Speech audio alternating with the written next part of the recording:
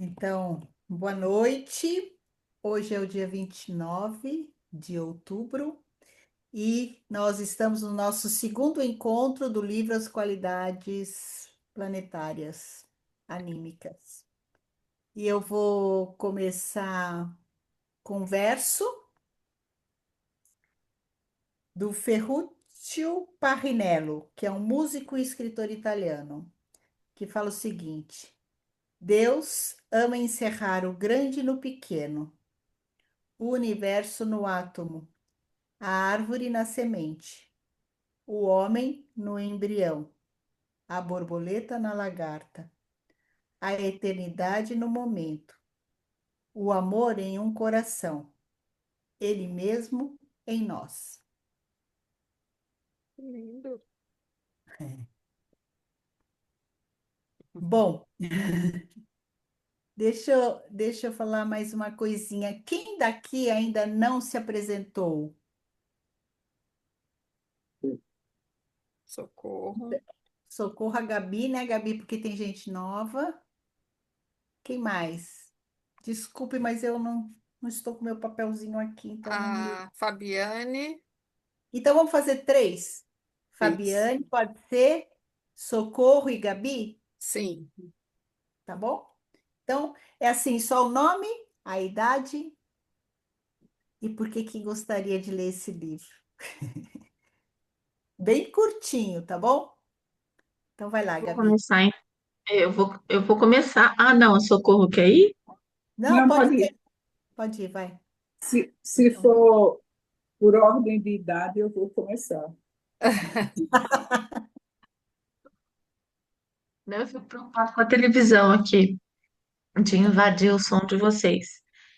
É, então, sou Fabiane, eu tenho 57 anos, estou treinando já, falando 58, porque eu faço já já.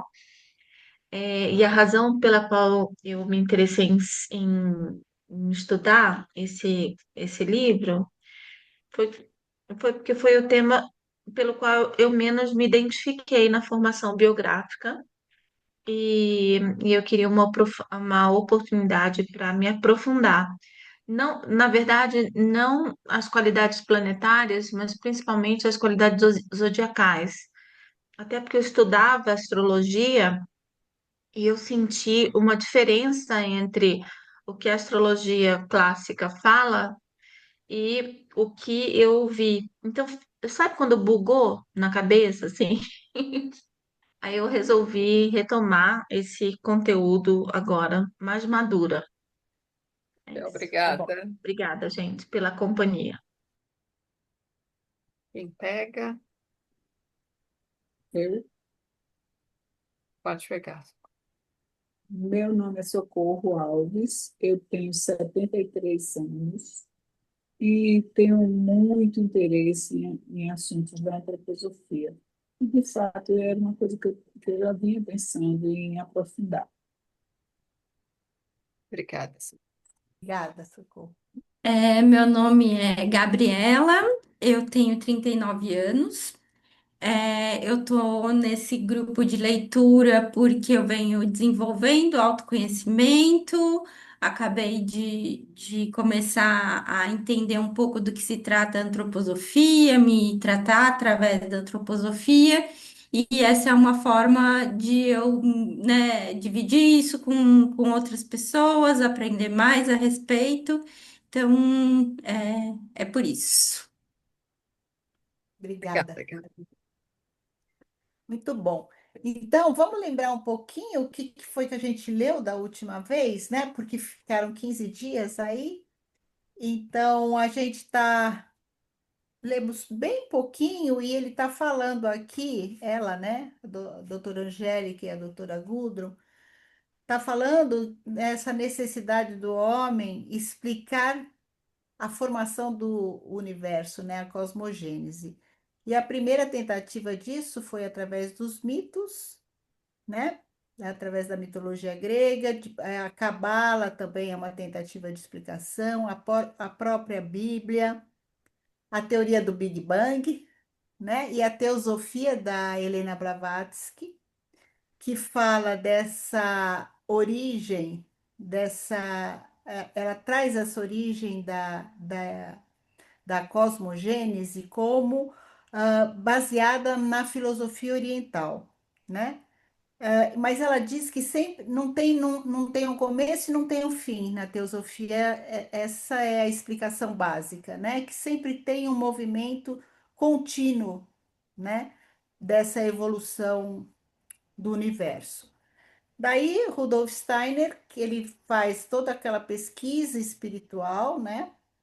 E ele vai trazer que existem essa evolução até chegar na Terra, passou por várias etapas de desenvolvimento, desde o momento que não tinha nada, somente calor, e ele fala isso, né? Então, primeiro só tem calor, depois só vai ter o ar se junta a esse calor e depois vai ter a água. Então, isso se desenvolve no antigo Saturno, onde a gente tem o germe do corpo físico, no antigo Sol, o germe do nosso corpo etérico, e na antiga Lua, o germe do corpo astral, até chegar na Terra, onde se desenvolve o eu. Ao mesmo tempo que a Terra vai evoluindo, também evolui o ser humano e também evoluem os seres espirituais, né? Existe acho que a gente pode dizer uma codependência, né? Dessa evolução. A gente colocou aí para vocês um esqueminha da evolução da, das várias eras culturais. E também colocamos um outro que foi dado Esse primeiro eu não sei quem fez esse esqueminha, mas o outro quem fez foi o Darlan, que é um médico antroposófico, e quando ele dá as aulas dele, ele é cheio de fazer desenhos maravilhosos, então ele colocou esse desenho da cosmogênese, onde a gente vê lá o Saturno, o antigo Sol, a antiga Lua e a Terra agora, e a evolução disso vai ser Júpiter, Vênus e Vulcão, né? Então, nós estamos agora na quinta época cultural, a gente já passou pela antiga Índia, antiga Pérsia, Egipto-Caldaica, Greco-Latina, Anglo-Germânica é a que nós estamos, que é a quinta época cultural da alma da consciência. A anterior foi a alma da razão e da índole, e a anterior a essa foi a alma da sensação. E a antiga Pérsia tem toda essa questão de começar a fazer essa união entre o espiritual e o material. Opa, Hã? Alguém falou? oi, Márcia, você sumiu agora. só um instantinho, Li. Tá, Pode ir continuando. A minha filha está ligando de novo. tá Só um bom, instantinho. combinado. Então, deu para ter uma imagem dessa correlação que existe entre esse desenvolvimento do ser humano, né? Que vive primeiro numa inconsciência, depois vive numa fase semelhante ao vegetal, que é como se tivesse em estado profundo de sono, e depois ele vai acordando aos poucos, né?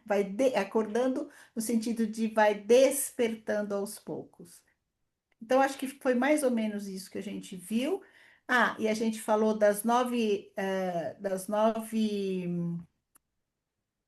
nove seres espirituais, né?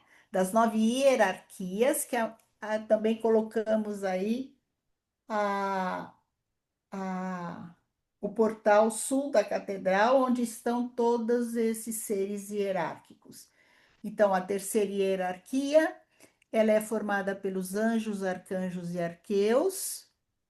estão muito mais próximos da Terra, a gente pode dizer. Se a gente puder colocá-los nas esferas planetárias, a gente vai ver que na esfera da Lua estão os anjos, mais próximos da Terra. Na esfera de Mercúrio estão os arcanjos e em Vênus estão os arqueus.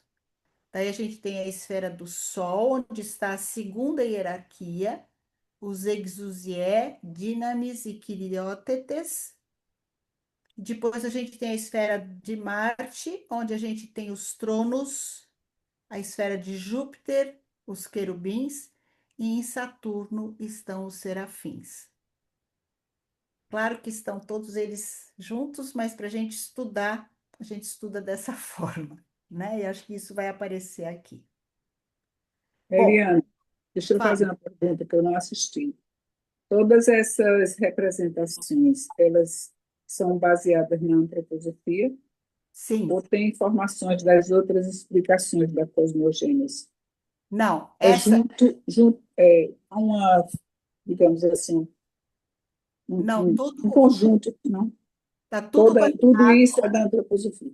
nas pesquisas do Steiner, Certo, certo, naquilo que ele deixou para nós. certo. Ok, obrigada. Então vamos lá, as esferas planetárias. Posso ler? A gente já leu essa primeira folhinha, mas eu acho que podemos recapitular, não? As Uhum. esferas planetárias aqui. Então, a primeira hierarquia inclui os serafins, os querubins e os tronos. É a página 21, né, gente?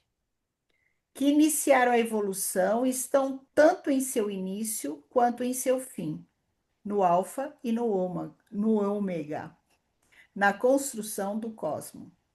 Eles atuam por parte do divino desde a esfera macrocósmica, que é denominada a esfera do Pai, de Deus, do amor divino, da doação cósmica. São seres de um processo evolutivo bem anterior ao nosso, sendo tão avançados em sua evolução que foram capazes de fazer fluir de si sua própria substância, dando nascimento ao atual estado do nosso sistema solar.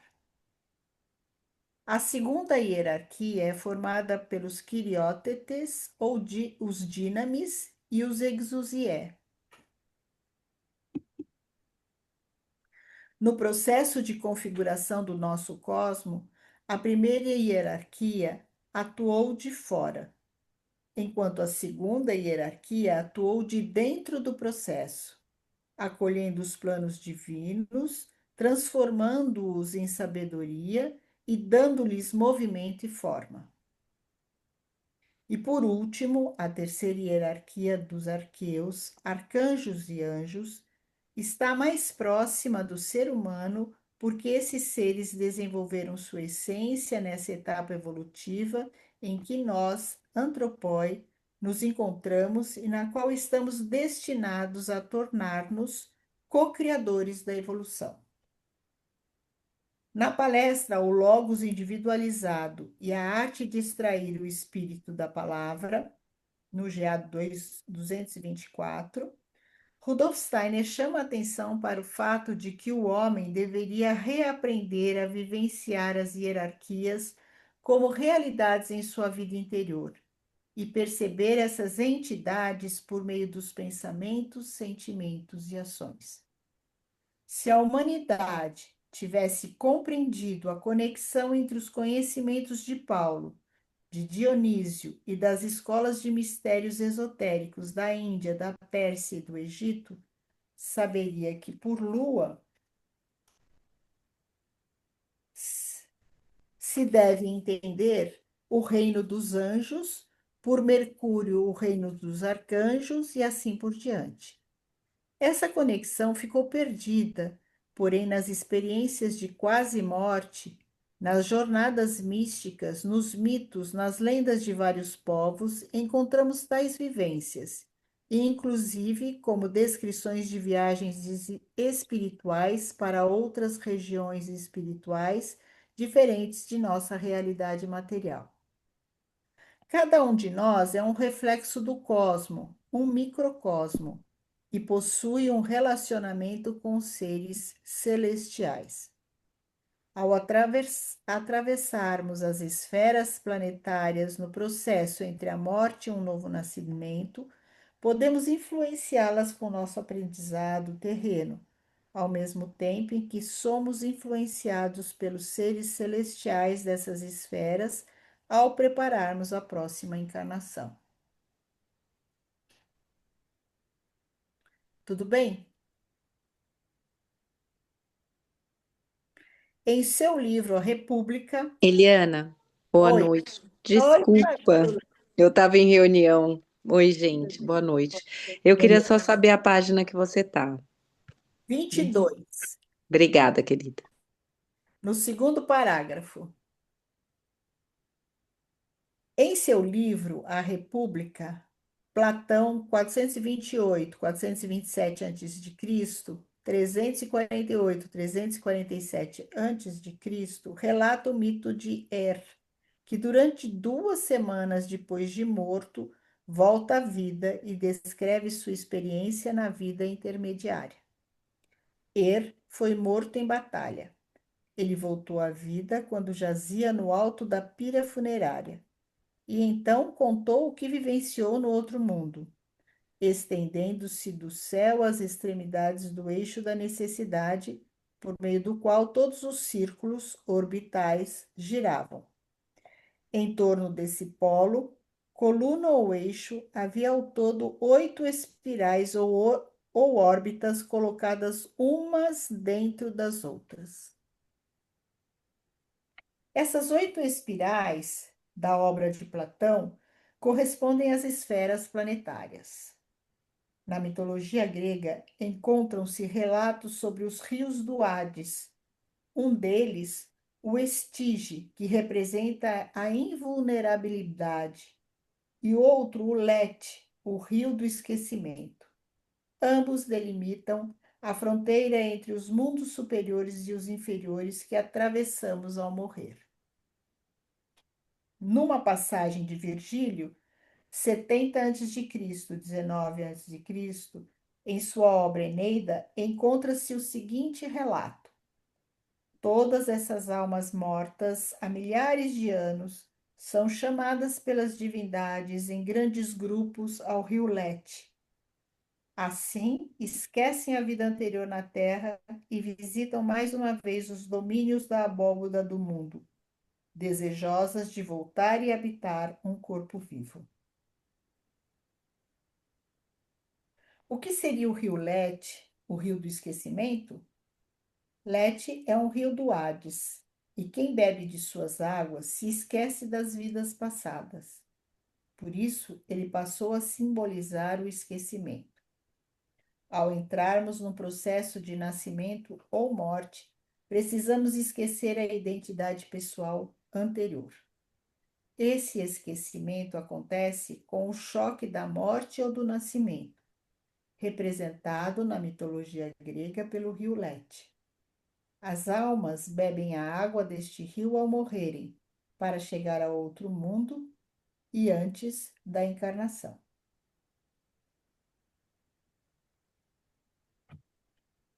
Em A Divina Comédia, de Dante Alighieri, existem ilustrações das regiões pelas quais a alma irá passar após a morte, após atravessar o rio Lete, que é o rio do esquecimento. Dante Alighieri, então aqui tem uma imagem do Inferno de Dante por Gustavo Doré, século XIX. Dante Alighieri nasceu em Florença, na Itália, em 1265 e faleceu em 1321. Escritor, poeta e político italiano, foi discípulo de Brunetto Latini, que influenciou sua obra e o iniciou no conhecimento esotérico. Rudolf Steiner descreve como essa iniciação teria que ser nos dias de hoje, que seria a transformação da alma ao longo dos séculos, que se faz necessária em nossa época, em nossos processos de desenvolvimento humano em uma existência. Na época de Brunetto Latini, As pessoas eram cristãs, como era Dante, aluno de Brunetto Latini. Todo mundo celeste transpassa a alma humana. No nosso tempo se perdeu Cristo. Não dá para prová-lo cientificamente. A religião cristã caiu no materialismo e o mundo celeste foi esquecido, sendo necessário resgatá-lo. A Divina Comédia narra o caminho de Dante, através do inferno, do purgatório e do paraíso. Primeiramente, ele é guiado por Virgílio, símbolo da razão humana, através do inferno e do purgatório. Depois, no paraíso, é guiado pela mão de sua amada Beatriz, símbolo da graça divina. No paraíso existem 7 céus móveis, cada qual correspondendo a um planeta, sendo a Lua o primeiro céu. Em cada um dos céus, Dante é abençoado, seguindo depois ao encontro de Deus. O 8º céu é o nosso céu, com as estrelas fixas, o zodíaco. O 9º céu, que é o céu cristalino, é quase só luz, sendo a última esfera do universo físico. Ela é movida diretamente por Deus e seu movimento provoca o movimento de todas as demais esferas. Dante ascende a uma região além da existência física, o chamado empíreo. Aqui as almas e os espíritos bons formam as pétalas de uma enorme rosa branca. No centro da rosa, que é Deus, existe um triângulo, a Santíssima Trindade, o Pai, o Filho e o Espírito Santo. As peregrinações dos heróis do mito de de Platão, do século IV a 3 a.C., na Eneida de Virgílio, século I a.C., e na Divina Comédia de Dante Alighieri, século XIII, relatam sobre estas regiões espirituais representadas pelos rios planetários, ou grandes regiões de vazio e escuridão, sugerindo a noite. Já o Bardo Todol, chamado o Livro Tibetano dos Mortos e o Livro Egípcio dos Mortos, preparam o ser humano para a morte. Então, aqui embaixo tem o livro do Tibetano dos Mortos, compilado originalmente no século VIII pelo mestre tibetano Padmasambhava, ou Bava, tendo sido encontrado no século XIV numa gruta do Himalaia pelo descobridor budista Karmalingpa, 1326-1386. Sua divulgação no Ocidente se deu graças à tradução de Ivan Svens para o inglês em 1927. E o livro egípcio dos mortos é datado entre os séculos XII e XVI a.C., porém com textos ainda mais antigos. Sua primeira tradução ocidental se deu no idioma alemão, 1842, realizada pelo egiptólogo Carl Richard Lepsius, 1810-1884, tendo recebido sucessivas complementações em holandês e inglês, a última delas em 1960. Tudo bem? Eles estão mostrando aqui, né, como já lá atrás já tinha isso que o Steiner depois vem mostrar para a gente através das próprias pesquisas, né? Então, Esse quando caminho. quando a Socorro pergunta se essa visão é da antroposofia, né, é uma visão que ele, não posso dizer compila, né, ele se baseia nessas visões do livro tibetano dos mortos, de todas as referências que se traz, a partir disso, dessas hierarquias. E aí ele vai falar também delas, né? Mas não é invenção do Steiner nenhuma dessas hierarquias, né? Todas elas já existiam em muitos outros livros. E ele faz uma pesquisa, né? Isso. Ele faz a própria pesquisa espiritual dele. Então, ele se baseia nisso, mas ele faz a própria pesquisa. Então, vou continuar. Esse conhecimento sobre os reinos espirituais ligados aos planetas e às estrelas estava presente até o século XV na filosofia medieval. Depois foi superado pelo iluminismo no século XVII. Os filósofos do romantismo alemão no século XVIII opuseram-se ao iluminismo. Eles acreditavam numa imagem do homem constituída não apenas de razão, mas de sentimento, de desejo místico, de atração pela natureza, pela introspecção e pelo mistério da vida. Os filósofos românticos se valeram da arte para engendrar seu próprio mecanismo de conhecimento e de evolução humana. Segundo eles, a arte nos torna livres do domínio da razão e nos permite simplesmente sentir, perceber algo que não pode ser traduzido pelo campo da lógica, mas que mesmo assim está presente no universo como sendo Deus. Rudolf Steiner, em sua pesquisa espiritual, teve influência de Goethe, 1749-1832, Schiller, 1759-1805, Franz Brentano, 1838-1917, do qual foi aluno, e de Edmund Husserl, 1859-1938, que estabeleceu a escola da fenomenologia. Agora tem um verso. Canto dos espíritos sobre as águas. A alma do homem é como a água. Do céu vem, ao céu sobe, e de novo tem que descer, à terra em eterna mudança. Goethe.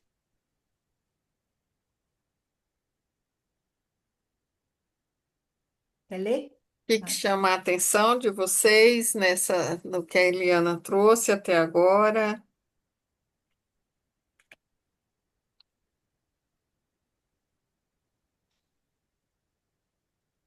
Tem algo que vocês queiram colocar?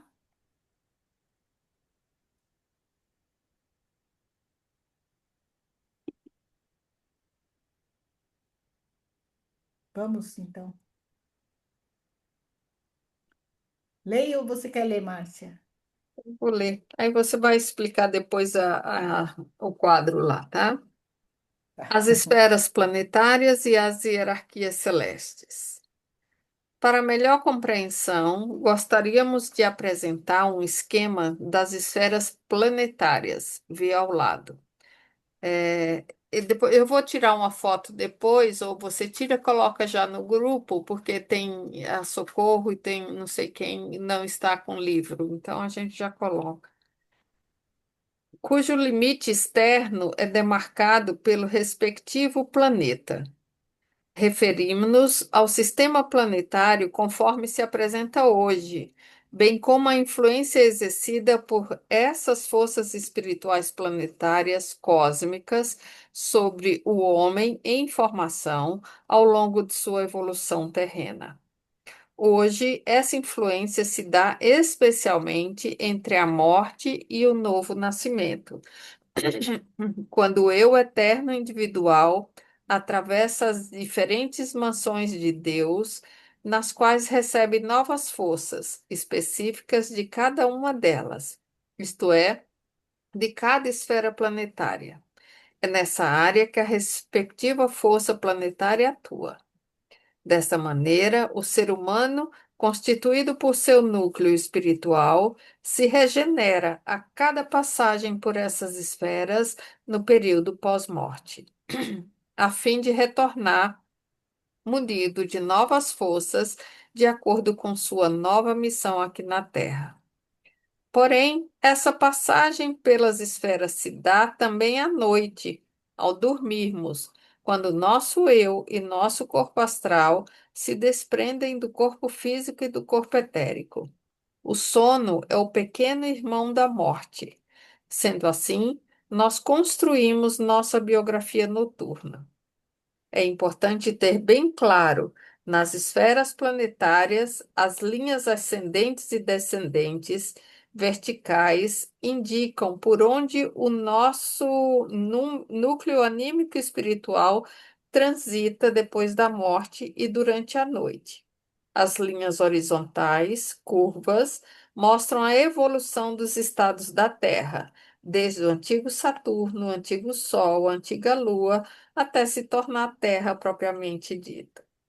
Durante essas etapas, vão se formando os corpos que o homem possui hoje, os corpos físico, vital e astral e o eu.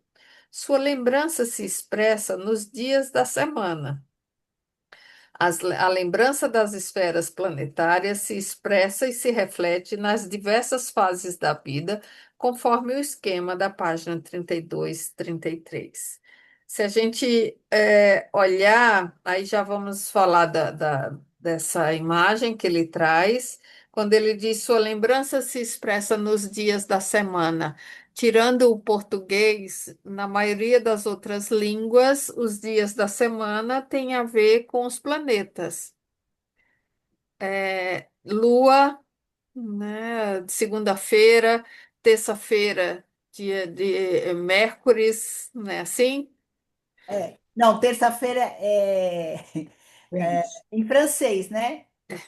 Lundi, mardi, que é terça-feira, que é dia de Marte. Uhum. Depois, mercredi, Quarta-feira, Mercúrio, sim. Mercúrio. Depois, jeudi, que é Júpiter, quinta-feira. Jeudi. Sexta, Sexta é Saturno. vendredi. Saturno. Vendredi. Vendredi, Vênus. E samedi, sábado, é Saturno. E E o dimanche Sol. é o Sol. Em espanhol também, Também que eu não sei, mas é muito parecido. Gabi, Eu sei de espanhol. tá? Lunes, Lunes, martes, miércoles, jueves y viernes. é. E sábado? Lunes, martes, miércoles, Hã? jueves Eita, Tá cortando. não sei, mas sábado y em espanhol. viernes. Y sábado y domingo, igual que no português. Uhum. Ah, Sábado e sim. domingo, Igual. igual no Igual. português. Então, veja, se a gente for em Tá? outras línguas, no inglês, todos falam do dia da semana como dias dos planetas. Então, já é uma sabedoria que vem, né, bem antiga, e aí ela vai tratar dessa influência. Aqui, quando ela diz das esferas, né, que você tem as linhas horizontais, né, a Sim. evolução a evolução dos estados da Terra e na vertical o processo do pós-morte. Então, tem aqui do lado direito a desencarnação, e aí, após a desencarnação, o ser humano, né, o eu, faz esse caminho através dos planetas, passando primeiro pela esfera lunar, que é a esfera dos anjos, depois dos arcanjos, né, onde tem a esfera do pensar, cabeça, dos arqueus, espíritos da personalidade, e aí entra na esfera do sol, esfera do sentir, coração e pulmão, criótetes, sabedoria, dinamis, movimentos, exousia, forma.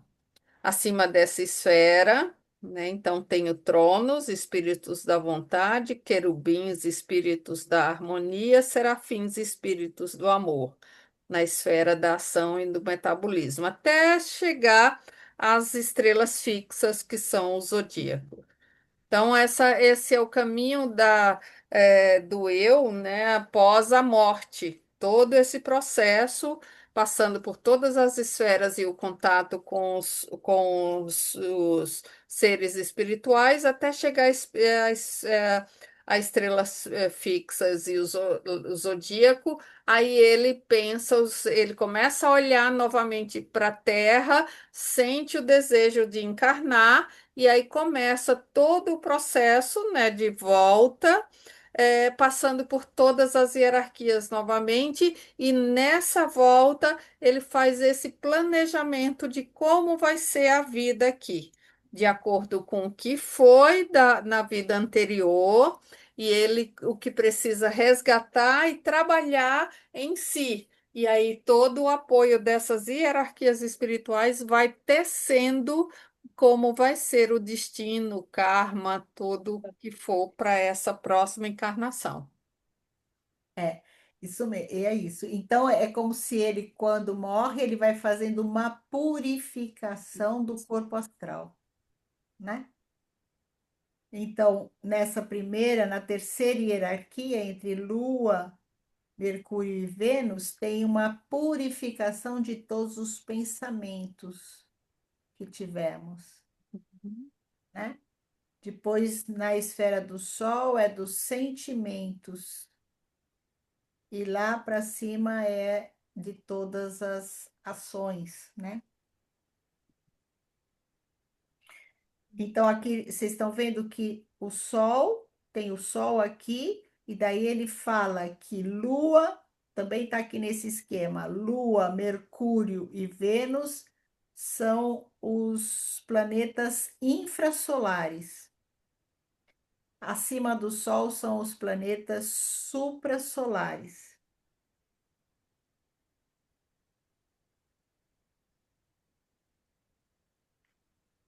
Segue? Alguma pergunta daqui? Não? Seguimos? Reflexo das esferas planetárias na biografia. Eu acho que a Adriana queria perguntar. Diga, Adriana? Adriana.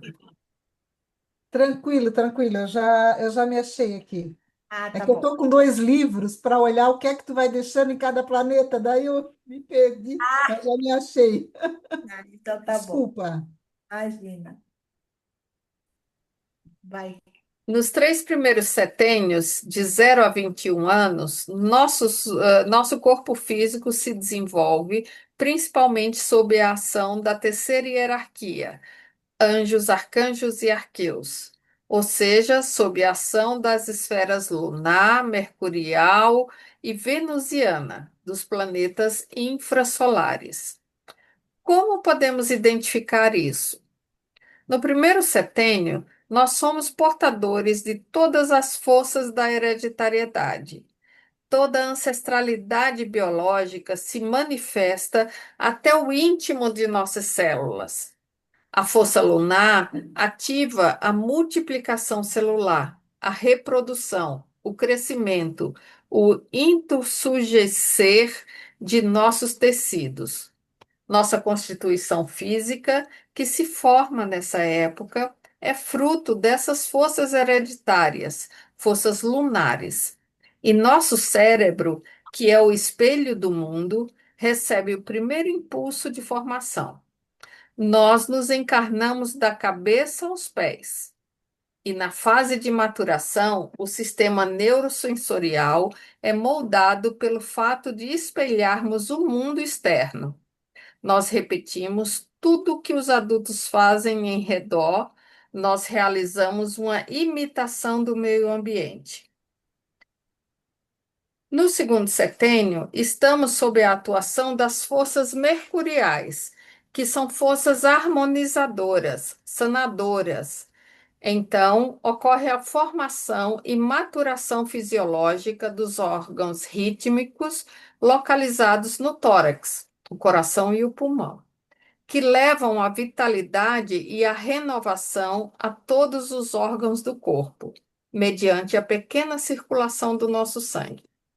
Porém, a circulação não ocorre no organismo somente por meio do sangue, e sim também por meio da linfa e de outros líquidos circundantes. A criança nesta idade está sempre em movimento, adora música e seus ritmos, e está sempre dançando, com leveza ao som musical. É um verdadeiro mercúrio que, em forma de gota, cai ao chão e se esparrama em muitas gotículas, para depois se juntar de novo numa unidade. A relação entre o eu e o tu começa a ser importante na vida escolar, junto aos colegas e na interação com os professores, com o mestre querido. Começa a despertar o sentimento individual, a simpatia e a antipatia, o amor e o ódio, a percepção do belo e do feio, etc. O corpo vital individualizado está em movimento, não deve estagnar. E é Mercúrio quem irá equilibrar as forças entre a quietude introspectiva e a extroversão e a entrega ao brinquedo, bem como a natureza e seus elementos, ou as outras pessoas.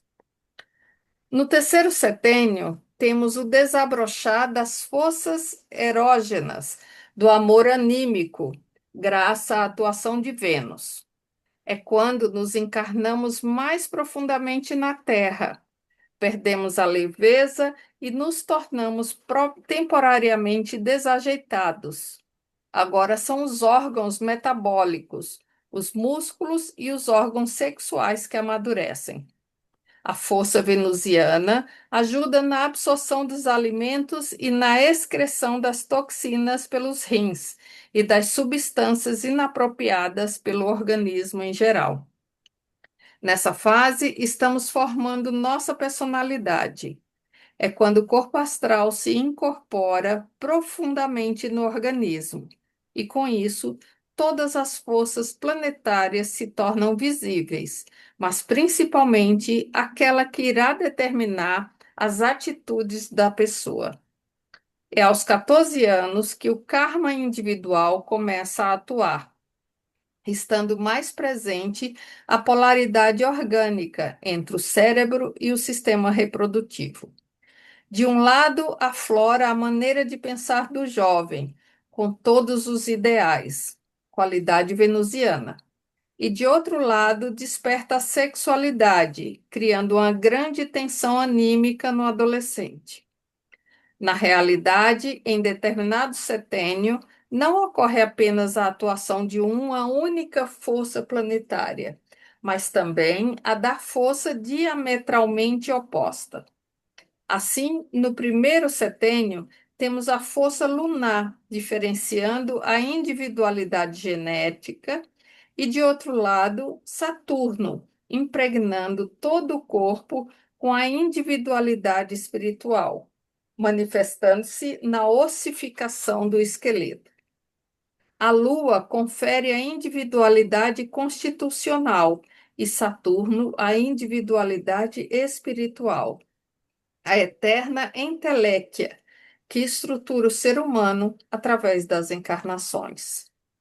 No segundo setênio, temos a atuação de Mercúrio, que dissolve, dispersa, põe em movimento, agiliza e, de outro lado, a força jupiteriana, dando forma, arredondando, atribuindo beleza ao corpo. Na época grega, chegou-se ao auge da beleza e harmonia do corpo humano, graças à força jupiteriana, com Zeus regendo fortemente a época. Foi quando o corpo etérico esteve sob a ação equilibrante dessas duas forças. No terceiro setênio, temos a polaridade entre Vênus e Marte. É a época da maior separação entre os sexos. Vênus está mais presente no lado feminino e Marte no lado masculino.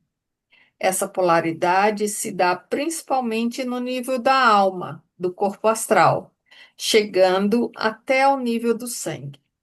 Isso põe em evidência o cobre, que deve estar presente no sangue para receber o ferro e fixá-lo no organismo, bem como a receptividade do óvulo ante a penetração ativa do espermatozoide. Nos setênios de 21, vou parar aqui só para. Vamos ver se tem alguma dúvida aí. Difícil, hein, Eliana? Então, difícil o quê? Essa compreensão aqui. Então, o que ele está falando aqui, eu vou falar, depois Márcia completa aí o que você Tá bom. achar. O que ele está falando aqui é que cada setênio, ele é regido por um planeta. Mas não só por esse planeta, porque esses planetas trabalham, eles são opostos complementares. Então, Lua e Saturno são opostos complementares. Ao mesmo tempo que tem a Lua com essa força da hereditariedade, que traz essa vitalidade, esse crescimento, tem a força de Saturno, que traz essa estrutura para o corpo, quando a criança está se formando. O primeiro setênio é o setênio de estruturar o corpo, né? Então tem a força lunar da hereditariedade e a força da estruturação, também da ossificação, que Saturno traz isso, né? Da mesma forma, ele vai dizer isso no segundo setênio entre Mercúrio e Júpiter, né? Que Mercúrio traz essa movimentação da criança, né? Então é regido por Mercúrio, na verdade, mas tem a complementariedade de Júpiter, que traz essa forma, organiza, né? Enquanto o Mercúrio traz o caos, traz aquela movimentação, que é característica desse segundo setênio, além da troca com o mundo, que também é uma característica de Mercúrio. Melhorou um pouquinho? E no terceiro setênio tem essa divisão dos sexos, né? Vamos dizer assim, Marte e Vênus, né? Vênus tem muito mais uma característica feminina, que está ligada também aos ideais, e Marte é a ação, né? Então, se a gente pudesse pensar, olha que interessante. Marte é a ação, está mais ligado ao sistema metabólico motor. E Vênus está mais ligado a esses ideais, que está mais ligado ao pensamento. Nesse terceiro setênio, quando a gente estuda o terceiro setênio, a gente fala que o jovem está desenvolvendo o sistema metabólico motor, porém, ele está muito aguçado nos seus pensamentos. Não vai brigar com um adolescente, porque a gente perde, porque ele sabe exatamente como te atingir, porque ele está um pensamento bem afiado. Então, essa complementariedade dos planetas estão atuando na formação de cada um de nós, desde a infância, né? Então, essa complementariedade. E ele vai dizer agora, dos 21 aos 42, que o que vai atuar aí é o Sol, porque nasce o eu. É interessante ela trazer aqui, na página 30 quando ela fala de Marte e de Vênus, que cada planeta também tem um metal, né, associado a ele. E aí ela se refere aqui ao Vênus como o cobre e a Marte o ferro. Então, no ser humano, quando você está anêmico, por exemplo, que precisa de ferro, eu não posso dar diretamente o ferro, né, só para o ser humano. Tem que o ferro é conduzido através do cobre para melhor absorção do ser humano desse ferro. Então, a gente vê até aí como é que é a atuação dessas qualidades planetárias junto com o metal que lhe é correspondente. Ela associa o mercúrio também, o metal mercúrio, com aquela. Quem já tentou pegar o mercúrio, né? Ninguém consegue pegar o mercúrio. Então, a criança também tem esse movimento, ela pula, ela brinca, ela corre, só de ver, a gente diz assim, só de ver eu canso, né? De olhar para uma criança nesse sentido. Então, essa atuação, ela é muito ampla né, na lua, que é a prata, ela espelha, ela diz assim, ela imita o ambiente. Então, ela já vai dando as características de cada período que a criança vivencia, né, naquele momento. A imitação, depois no Mercúrio, o exemplo, né, ali. No terceiro setênio, ela fala dos rins, a força venusiana, né, ligado também a um órgão. Então, ela vai ampliando isso, mas aqui não tá, não fica, né, claro que ela só começa a introduzir isso, né? E essa qualidade que é da terra, do adolescente, chegar na terra aos 14 anos, de fato, a maturidade terrena, como ele diz. E Que mais? para isso ele precisa da atuação de Marte e do ferro. Isso. Assim como a criança do primeiro setênio vai precisar da prata e do chumbo, porque é o chumbo que vai fazer também com que ela encarne, né? É essa polaridade entre prata e chumbo que vai fazer com que ela encarne, que ela estruture o corpo, que ela ossifique, né? Que fique com os ossos firmes para se colocar de pé na terra, né? Então já são. Ó, Eliana, eu posso fazer uma pergunta? Às Sim. vezes eu tenho dúvida quando eu vejo essa questão de Vênus e Marte, um pouquinho se a criança ou se o adolescente é colérico. Ah, isso Eu, a gente está falando de outra coisa. A gente não, está eu, não, falando. não, eu entendo. Só que eu, às vezes, assim, quando eu vou olhar, eu não sei nesse período, às vezes, se a pessoa está mais forte é o planeta nesse setênio, ou se às vezes o temperamento pode se. Sabe quando eu vou ter que dizer para uma pessoa, ah, eu acho que tu é mais isso? Ah, Então, a gente, quando está observando uma pessoa, a gente vai olhar os fatos no segundo setênio. Os fatos indicam que o temperamento é de fogo, é o colérico.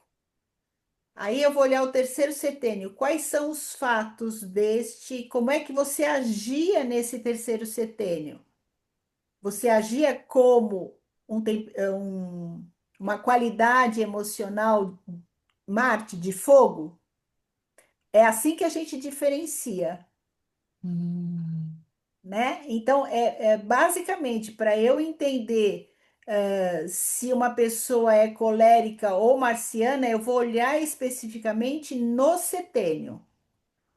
No segundo setênio, desenvolvem-se os temperamentos. Então, eu vou olhar aí os fatos para saber se ela é colérica, fleumática ou outro.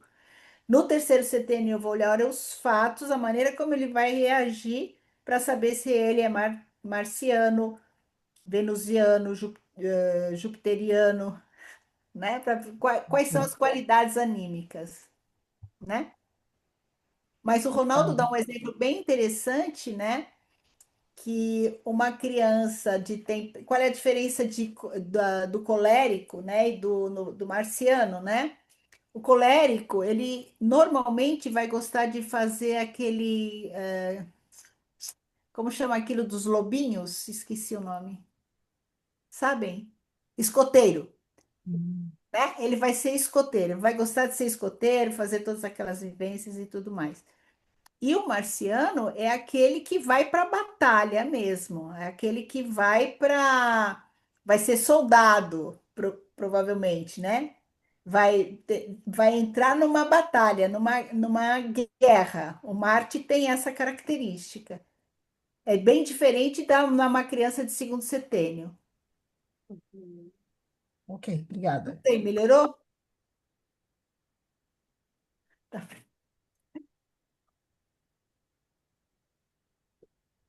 Então, terminamos, Márcia? Que horas são? Já são, faltam 3 minutos, né? Não sei se a gente abre, né? Para aqui já vai falar dos 21 aos 42. Podemos falar dos 21 aos Então, 42. nos setênios de 21 a 42 anos, na fase de desenvolvimento das três almas, Vide nota 5 na página 21, que é aquela alma da consciência, alma da sensação, alma é, é, da índole e alma da consciência. Somos guiados pelas forças solares. A alma da sensação nos é doada, mesmo sem esforço, no período dos 21 aos 28 anos, quando adquirimos nossas experiências. A alma intelectual afetiva, dos 28 aos 35 anos, na qual integramos nossos lados feminino e masculino. Já exige do eu, de natureza solar, um trabalho de transformação, principalmente das normas e hábitos incutidos em nós na infância, no segundo setênio. A alma da consciência a ser desenvolvida entre 35 e os 42 anos, fase em que nos confrontamos com nossa constituição, exige um esforço ainda maior. Essa fase solar do desenvolvimento anímico, 21, 42 anos, é a época em que devemos trabalhar intensamente nossas sombras, levando luz e deixar as amarras do passado para, cada vez mais, desenvolvermos o futuro e assumirmos nosso próprio destino e missão de vida. Podemos Muito ficar, bem, podemos ficar aqui. podemos Então, ficar aqui. esses 21 e 42 anos, então, a partir do momento que nasce o eu, a gente diz que a gente tem um sol interior, que é esse eu que nasce. Então, esses setênios são regidos pelo sol.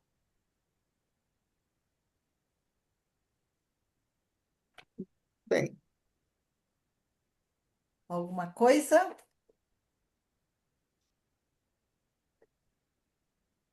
Então, nos vemos na próxima terça, se Deus quiser. próxima quarta.